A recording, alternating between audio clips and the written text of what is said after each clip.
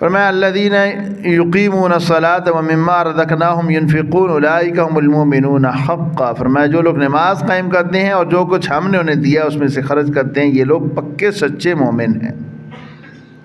تو گویا کہ زکوٰۃ دینے والا، اللہ کی راہ میں خرچ کرنے والا، وہی سچا مومن ہے۔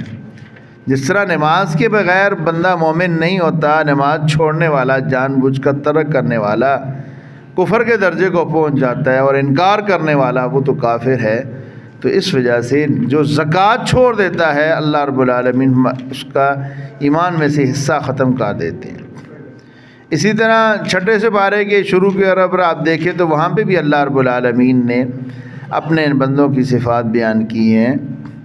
وہاں پہ بھی اللہ رب العالمین نے فرمایا کہ یہ لوگ پکے سچے مومن ہیں۔ تو مختلف جگہ پہ اللہ رب العالمین نے ایسے لوگوں کے متعلق بیان کیا ہے جو لوگ اللہ تعالیٰ کی راہ میں مال دیتے ہیں۔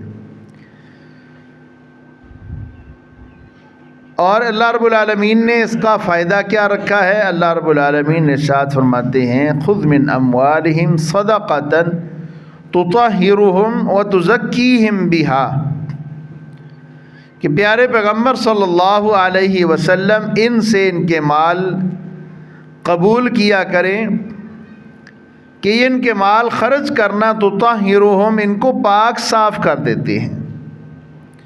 جب ہم اللہ رب العالمین کی راہ میں اپنا مال خرچ کرتے ہیں تو ہمیں پہلی چیز جو ملتی ہے وہ طہارت ملتی ہے، ایمان کی بھی اور مال کی بھی، یعنی ہمارا مال پاک صاف ہو جاتا ہے۔ وَتُزَكِّيهِمْ بِهَا، اور اس کے ذریعے ان کا تزکیہ نفس بھی ہوتا ہے۔